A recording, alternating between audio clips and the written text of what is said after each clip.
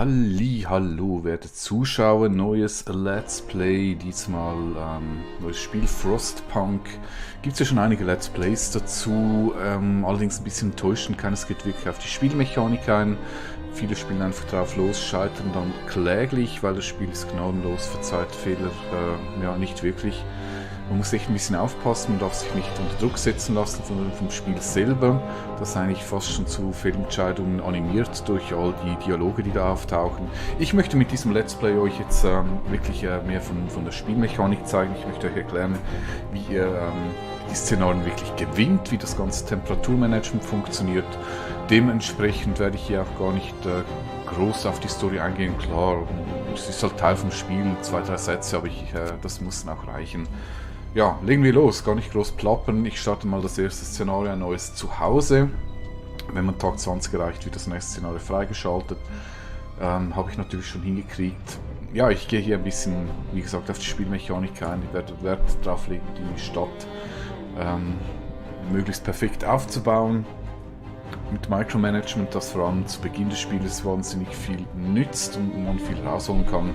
Ja, legen wir einfach los und dann plötzlich das von alleine. Ich kann das Szenario anpassen, Schwierigkeitsgrad und verschiedene Aspekte. Ich lasse es mal alles auf Mittel, sprich auf Standard, und dann legen wir doch auch gleich los.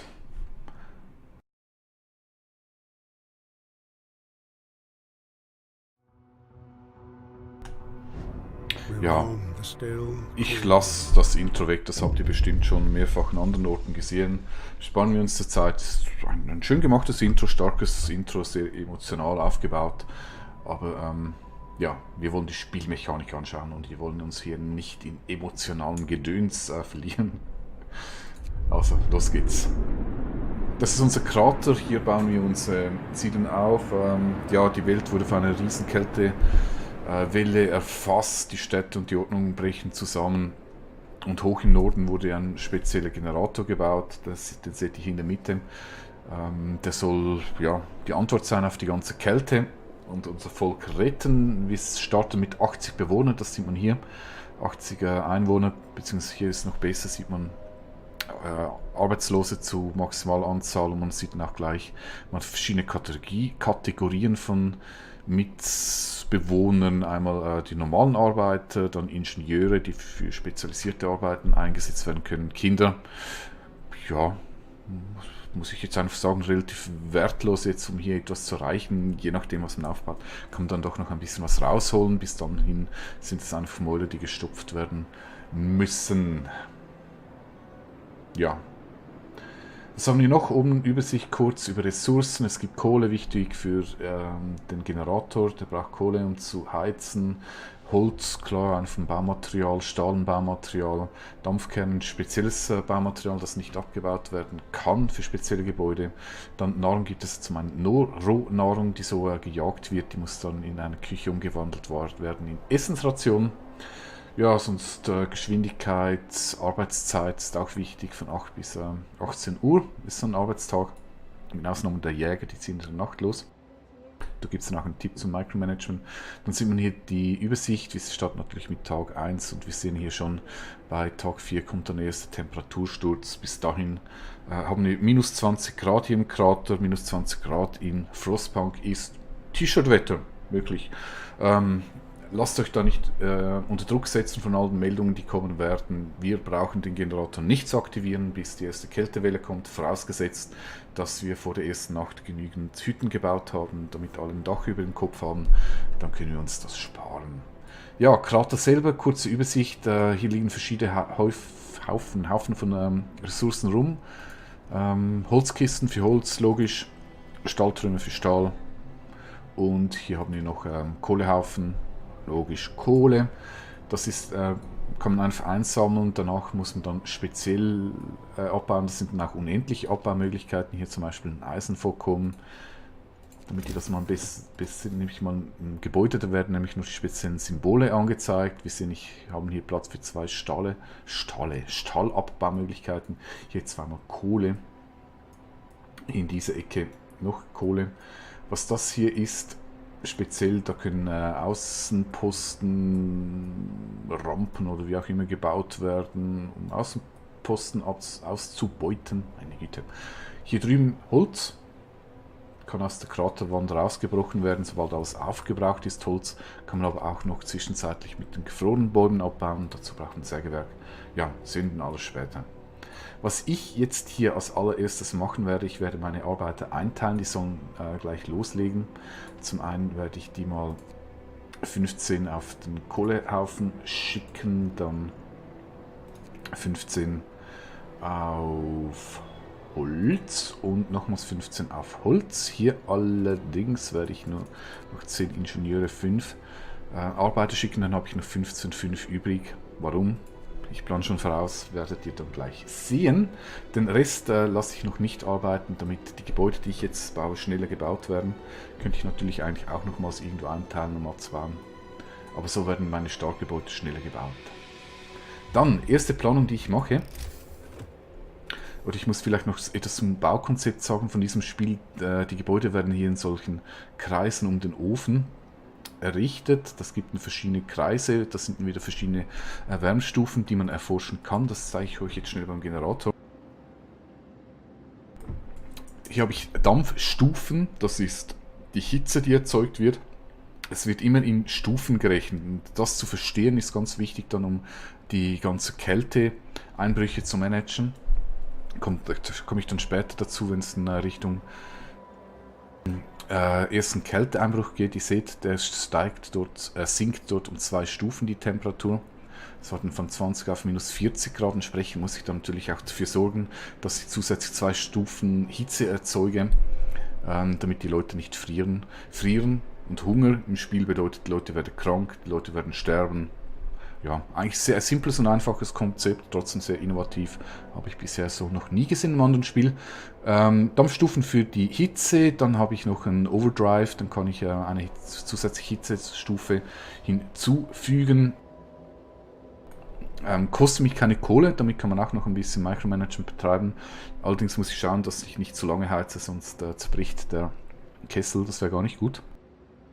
Und ganz wichtig hier sind die Bereichseinstellungen, das heißt, ich kann bis zu 4 Kreise um den Ofen herum noch zusätzlich heizen, je nachdem, wenn ich das erforscht habe. Deshalb sage ich, ist wichtig, dass man sich am Anfang Gedanken macht, was baut man denn in diesen ersten 4 Zonen, weil draußen ist dann fertig, da wird nicht mehr geheizt, keine Chance. Wichtig, meiner Meinung nach, baut in den mindestens in den ersten 2 Kreisen nur Hütten.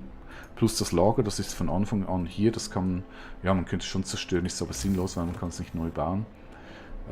Ich mache hier sogar 3 Kreise, wo ich nur für Hütten reserviere. Zu Beginn werde ich noch Sanitätsstationen bauen, weil ich da noch nichts Schlaueres zur Verfügung habe.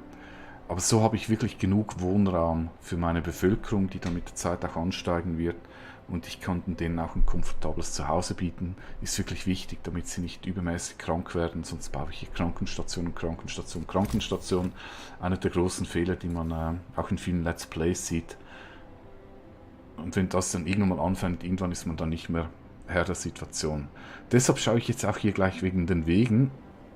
Ich kann bis hierhin ein Häuschen bauen. Entsprechend werde ich dann hier meinen ersten Weg durchziehen. Da zähle ich jetzt auch schon ab. Das 2 ist für das erste Haus,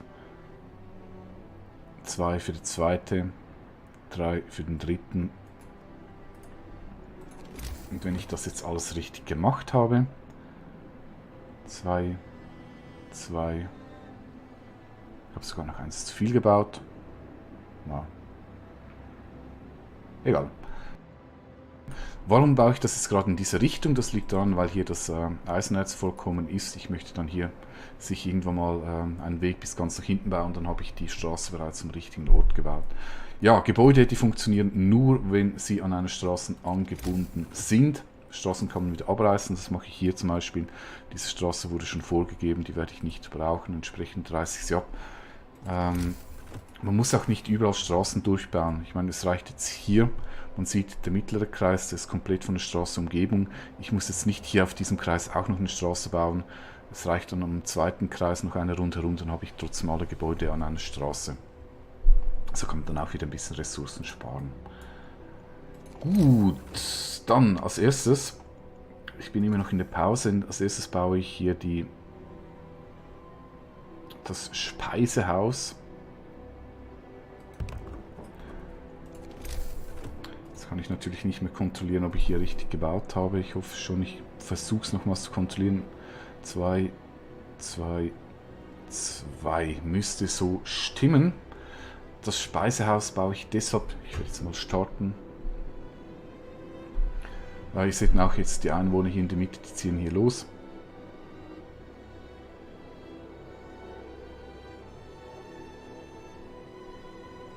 Flügen sich den Weg durch den Schnee zu den Abbauhütten. Ja, bauen das Zeug ab. Sie bauen jetzt schon ab, sie müssen nicht erst dort sein, das ist einfach nur so Animation. Ja, warum ist Speisehaus? Ich muss die Rohnahrung umwandeln in Essensration, das passiert im Speisehaus. Am Abend werden die Leute hungrig sein, deshalb muss ich das jetzt bauen, damit bis am Abend abgebaut, gekocht ist und die Leute sich verpflegen können. Hungrige Leute werden krank, wollen wir nicht. Ich mache schnell Pause. So, ich kontrolliere lieber nochmals. Ist nichts ärgerlicher, als wenn man sich zu Beginn verbaut und dann alles abreißen. Das kann man eigentlich gleich neu starten. Dann Jagdhütte, auch ganz wichtig. Ich muss dafür sorgen, dass neue Nahrung reinkommt. Hier der Tipp, Micromanagement, die Leute hier arbeiten während dem Tage und in der Nacht sind die Jäger unterwegs. Das heißt, ich kann die Leute dynamisch von einer Ressourcensammelstelle oder einem anderen Arbeitsplatz auf die Jagdhütten verteilen, so, ich sag mal so 2 Stunden bevor die Nachtsaison beginnt, damit sie noch genügend Zeit haben hinzugehen. Und dann gehen die dort in der Nacht jagen. Funktioniert soweit gut. Manchmal gibt es so ein bisschen kritische Situationen, was sich nicht ernähren können. Da muss man dann vielleicht mal so einen 24-Stunden-Zyklus ohne Neuzuteilen machen, dann können sie sich wieder genügend ernähren. So, Küche ist fertig. Ich schmeiße hier mal die 5 Ingenieure rein, die beginnen hier gleich zu kochen. Nun, als nächstes, ich habe schon erwähnt, damit ich den Generator nicht starten muss, werde ich Hütten bauen. Warte ich noch schnell. In der Zwischenzeit zeige ich euch noch die Kälte- oder die Wärmeansicht. In diesem Spiel eher eine Kälteansicht. Hier seht ihr eigentlich auf der linken Seite die 3 Temperaturstufen, die sind okay. Man sieht auch, wenn man drüber fährt, hier ist geringes Risiko, krank zu werden, bis gar kein Risiko. Und die rechten, die sind dann Temperaturstufen, die man vermeiden sollte, vom mittleren Risiko bis zu sehr hohes Risiko plus noch Amputationsrisiko. Die werden dann wirklich gefährlich. Die sollte man oder muss man vermeiden, sonst gibt es zu viele Kranken. Im Moment sehen wir, minus 20 Grad bedeutet, ich pausiere schnell, weil ich muss gleich weiterbauen und noch die Ressourcen ausnützen. Erster Tag ist ganz wichtig. Es ist alles kühl. Also es gibt nirgends ein wirklich großes Risiko, dass die Leute krank werden. Die Leute selber, die tragen so eine Art Hitze- oder Wärmeanzug, deshalb sind sie immer noch eine Wärmestufe höher. Also das sind Wärmestufen, man kann sagen 1, 2, 3, 4 und so weiter. Deshalb sind die gelb, also 1 über kühl, was die Umgebung betrifft. Dann Gebäude haben auch immer eine Wärmestufe. Das sieht man hier, wenn man drüber fährt. Ich kann hier nicht drauf, aber ich sehe jetzt unten Basisheizstufe. Das ist eigentlich Umgebungstemperatur plus die Basisheizstufe gibt dann die Temperatur im Gebäude. Also das Speisehaus ist bei 1 und die Jagdhütte bei 2. Das ist auch der Grund, warum das Speisehaus gelb ist, also Basis kühl plus 1 erträglich und das Jagdhütte hat 2, Basis kühl plus 2 komfortabel. So funktioniert eigentlich das Wärmesystem oder das Kältesystem. Wenn man das verstanden hat, dann versteht man auch das Spiel und dann weiß man auch mit den einzelnen Situationen perfekt umzugehen und ein bisschen vorauszuplanen. Das heißt, wenn ich jetzt hier irgendwann mal eine minus 2 bekomme, wird das Jagdhütchen kühl sein und das Speisehaus wird kalt sein. Die Umgebungstemperatur minus 2 wird auf sehr kalt fallen und die Männchen, die dann rausgehen, sind von sehr kalt plus 1 bei kalt. Da sollten man also die Leute nicht mehr ungeschützt Ressourcen abbauen lassen. So funktioniert das. Ganz einfaches System, man muss es einfach kapieren. So viel mal zur Theorie. Jetzt wie gesagt, zweite Prio hat Hütten. Ich möchte bis zur Nacht genügend Hütten gebaut haben. Pro Hütte haben 8 Leute Platz. Ich schaue es noch schnell an. Ein Zelt hat auch Basisheizstufe 1. Ich brauche also 8 Hütten. 1, 2, 3, 4, 5. 3 brauche ich noch. Dazu brauche ich Holz. Das heißt, ich brauche jetzt noch 30 Holz. Dann habe ich die auch soweit gebaut. Das Jagdhaus ist fertig. Ich werde jetzt noch keine Leute reinpacken. Das reicht so. Um 18 Uhr ziehen sie los. So, ich sag mal 16 Uhr. Dann lasse ich die Leute jetzt lieber hier noch Hütten bauen. Idealerweise baut man auch noch eine Sanitätsstation. Das ist aber ein bisschen knapp, ob man das erreicht vom Holz her. Das heißt, ich würde jetzt hier noch Leute umpacken. Geht auch am Tag 2. Ist jetzt nicht so tragisch. Es ist sicher in der ersten Nacht 2, 3, 4 Kranke geben. Das ist noch okay. Das kann man noch managen. Wenn dann gleich am darauffolgenden Tag die Sanitätsstation steht. So, 5. 30 Holz habe ich gesagt. Mache ich mal ein bisschen schneller. So. Zack, zack, zack. Dann habe ich 30 Hützen. Was sind das? Hütten natürlich. Die freien Arbeiter teile ich jetzt in die Jagdhütte ein. Dann können die losziehen. Zum Bauen muss man vielleicht noch 2, 3 Dinge sagen, wie das funktioniert. Hütten oder Gebäude werden gebaut, ganz langsam, ohne Arbeiter, ohne freie Arbeiter. Sobald die Leute Freizeit haben, beginnen sie sich aber auch zum Hüttenbauen. Dann wird dann eigentlich nach Arbeitszeitende wird das beschleunigt. So, was ich hier machen kann, ich kann die Ingenieure wieder rausnehmen, dann können die noch ein bisschen mitbauen, weil es gibt nichts mehr zu kochen. Sinnlos, wenn da noch Leute drin sind. Die Leute ernähren sich so oder so, egal ob eine Kochtruppe dort ist oder nicht. So, das war das Horn. Jetzt ziehen dann gleich die Jäger los. Die Leute ziehen zurück in die Stadt, bauen jetzt hier noch die Hütten fertig. 23 Holz, ja. Es sind 2 Holz zu wenig, um hier noch die Sanitätsstation zu bauen. Na gut. Machen wir morgen. Passt schon.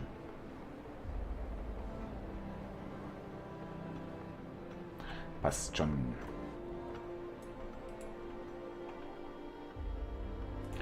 Wenn man die Leute anklickt, kriegt man auch noch Informationen, was sie so alles machen. Bei dem ist alles in Ordnung. Er ist am Weg zur Jagd. Hier sieht man auch, wo er arbeitet. Man sieht die Temperaturstufen dazu. Auch bei den Gebäuden auf diesem Thermometer sieht man immer, wie sich die Temperatur zusammensetzt. Kann sie aktivieren, deaktivieren, Arbeiter zuteilen. Und hier sehe ich auch, wann der Zyklus von der Jagd beendet ist, damit ich sie dann zum richtigen Zeitpunkt wieder umteilen kann. Auch sehr wichtige Info. Ja, hier ist jetzt die erste Info. Oder das erste Ereignis. Die Heizung ist ausgefallen. Ja, sie ist bewusst nicht aktiviert. Hier ja nicht in Panik verfallen und Heizung läuft nicht, ich muss jetzt gleich den Generator aktivieren. Auch wenn hier unten mein Quest steht, aktiviert diesen blöden Generator. Ihr braucht ihn echt noch nicht. Im Moment ist von der Temperatur alles im grünen Bereich. Wie ihr seht, die Hütten sind alle gelb. Erträglich. Kein Problem. Alles andere ist kühl. Es wird Kranke geben, aber es ist 2, 3, 4. Das ist nicht schlimm. Die heilt man mit der Sanitätsstation locker wieder weg. Deshalb lasst euch jetzt hier echt nicht in Panik bringen lassen. Die Meldung kommt jetzt jedes Mal am Abend. Ihr werdet den Generator wirklich erst brauchen, wenn es dann hier soweit ist, am Tag 4. Hier sind die Jäger. Der Rest ja, ist entweder am Essen oder zieht sich jetzt hier langsam in die Hütten zurück, um zu schlafen und sich zu erholen. Sieht alles okay aus soweit. Ja, ich denke, das ist ein guter Zeitpunkt, um zu beenden. Der erste Tag ist überlegt, die wichtigsten Gebäude stehen. Wenn ihr das mal so aufbaut, das wird sicher klappen. Wir brauchen dann als nächstes eine zweite Jagdhütte. Eine reicht nicht. Dazu dann im nächsten Let's Play. Ja, bis dann. Ich hoffe, es gefällt euch, hier mal ein bisschen was über die Spielmechanik zu erfahren. Schaut euch wieder rein. Like, immer willkommen. Kommentare ebenso. Ja, bis zur nächsten Episode. Tschüss.